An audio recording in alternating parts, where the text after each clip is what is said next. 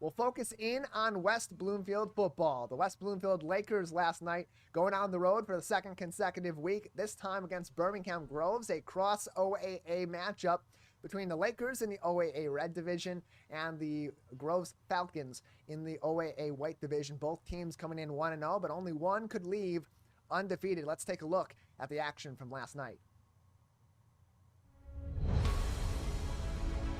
Week number 2 for the Lakers took them on the road once again, this time to the brand new Falcon Field to see Birmingham Groves of the OAA White. The L-BOYZ started early in the first half, and it was an air raid. With the first pass, that man, Rick Nance, finds Elijah Durham for his third touchdown of the season, giving West Bloomfield the early lead. On the next possession, the Falcons march up the field with a show of escapability. Senior quarterback Caden Hardy finds his brother Nick to even things up at 7. But that's where the trouble began for Groves. They recover the short kickoff to WB, but a penalty gives possession back to the Lakers.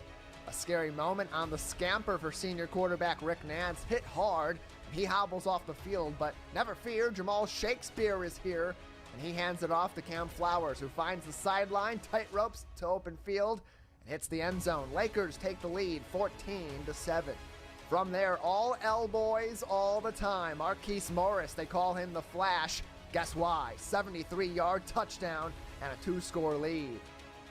And the Lakers were not done yet. Another huge shot to Elijah Durham puts the Lakers fully in control near halftime. But then, this. Comfortably second all-time on the Lakers list. That kickoff is muffed. Diving for it at the 20, and now West Bloomfield gets on top of it. And the Lakers are going to take over again. The luck on the kickoff last time went toward Birmingham Groves and got ripped away on a penalty, and this time the hero is with West Bloomfield, and it is the senior Bryce Parker diving on that ball, and the Lakers another opportunity. West Bloomfield takes over deep in Groves country, and Josh Tate gets his first touchdown of the season on the ground. West Bloomfield up 27 points. Penalties galore in the second half, but big defensive plays too. Nothing much doing for Groves. The Lakers take this one 41-19, 2-0 as they head home next week against Stony Creek. That is where the Lakers stand, 2-0 coming into OAA Red Division play. And now Matt Catoni, our color commentator for West Bloomfield Laker Football, exclusively live here on Civic Center TV and 89.3 Lakes FM, joins us after a really exciting game last night for the Lakers.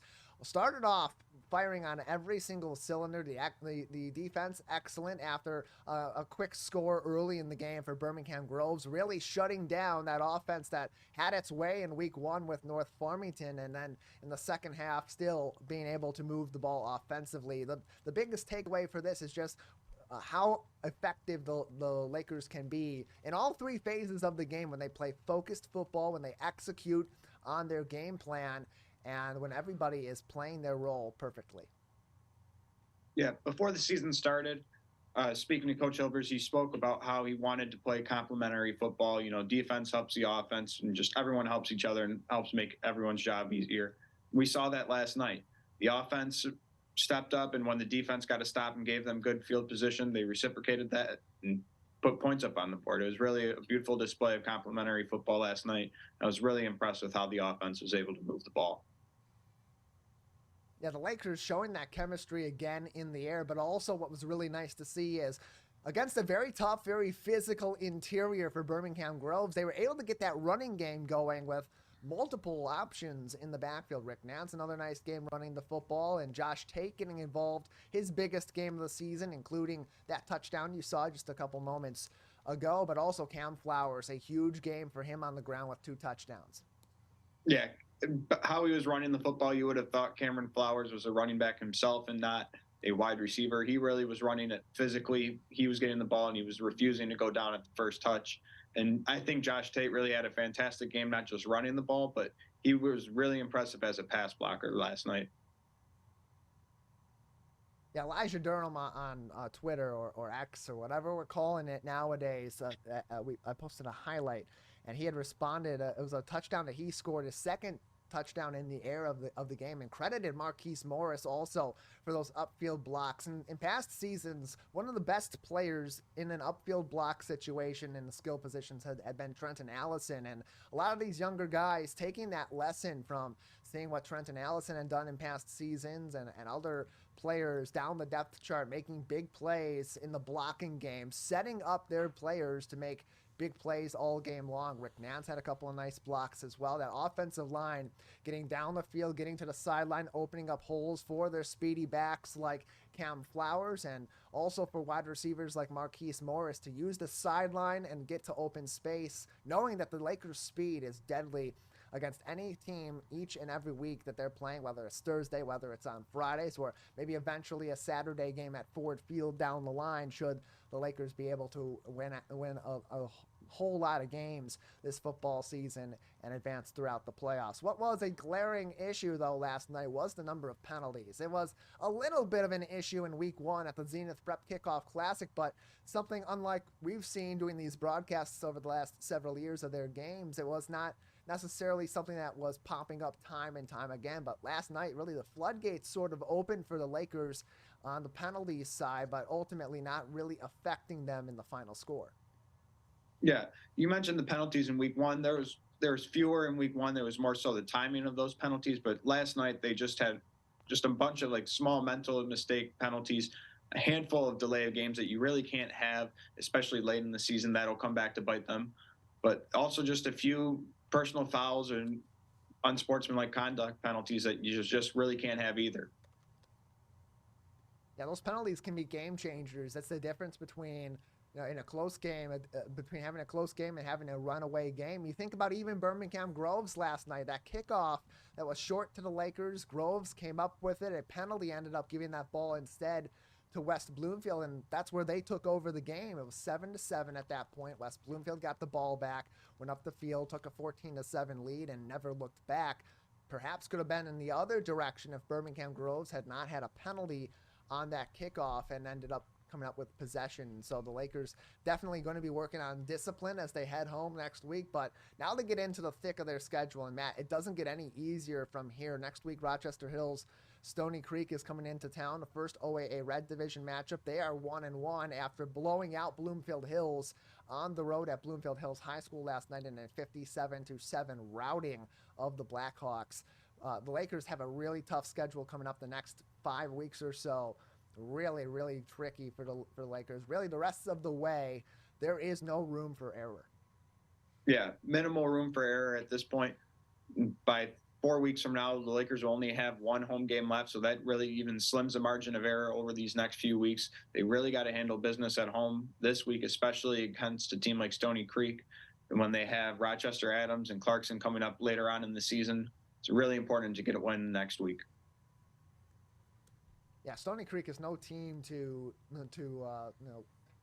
underestimate. It's a team that runs a high-powered offense. They had some success in the running game last season when the Lakers met them on the road in Rochester Hills, and it's a team that can sneak up on you. They're in the OAA Red Division. This is a talented team that can play good football on any given Friday, and then from there, it gets really tough. The consecutive matchups, you have 3 of the top teams in the Red Division back to back to back. Lake Orion on the road, always a tough environment, a very passionate fan base in northern Oakland County there. Then you come home to Rochester Adams, a team that just a few years ago beat you in week 1 at home at Lakers Stadium and played spoiler to the Lakers again in the playoffs later on that season. And then you go to Clarkston, and that is a rivalry game on the road in one of the most passionate environments in the entire county. And Oxford after that, big blue trap game on the road, another fan base that loves their team and a team that plays hard every single week, and it's tough to beat whether they are really good or whether they're in a rebuilding or reloading mode like they've been over the last couple of seasons. So for the Lakers, the rest of this year, they have to shore up on those discipline issues. They have to limit the number of penalties, but not lose track of the game that they're playing, because so far, Matt, we've seen them play excellent football. Yeah, I think they'll clean up a lot of the mistakes that they've made so far. Like the delay of games, I think those will go away. The offense is, kind of new faces, young offensive line, so they're probably working out some kinks, so we'll see those go away. And I really think that'll be something interesting to watch later on as we get into these tougher OAA Red matchups, how that younger offensive line fares and if they're able to really keep these running lanes that they've had open these past few weeks. Lake Orion 2-0 after wins against Livonia Stevenson and Harper Woods. They see Oxford on Friday next week, September 8th, with a kickoff at 7 o'clock. Then the Lakers after that. We'll see Rochester Adams at home.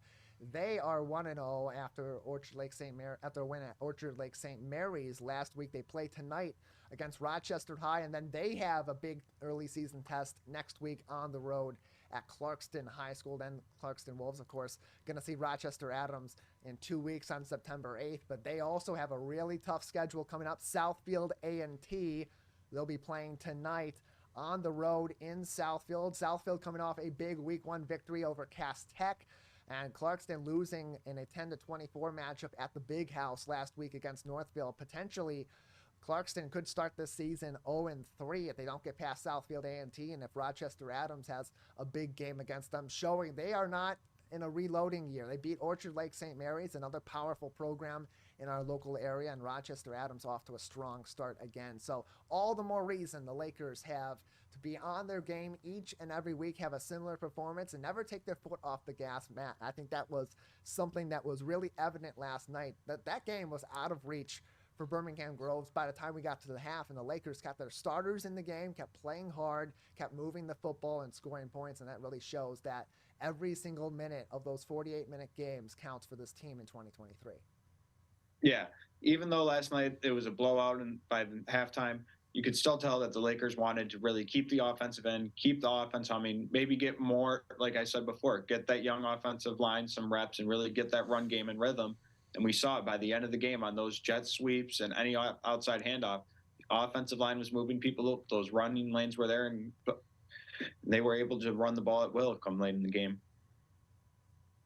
Yeah, so far, teams averaging just 20 points against the Lakers over the first 2 weeks. That's right around the average that defense gave up a season ago. And right now, the Lakers are still without two of their star linebackers heading to Big Ten schools next fall, with Kari Jackson and Montel Johnson yet to play this season for the L-BOYZ. Once they come back, that linebacker core, that front seven for the Lakers, going to be a loaded team, with Brody Pecor already having a nice season for the Lakers, and Darian Hicks off to a nice start as well at the linebacker position. Matt, thank you for joining us.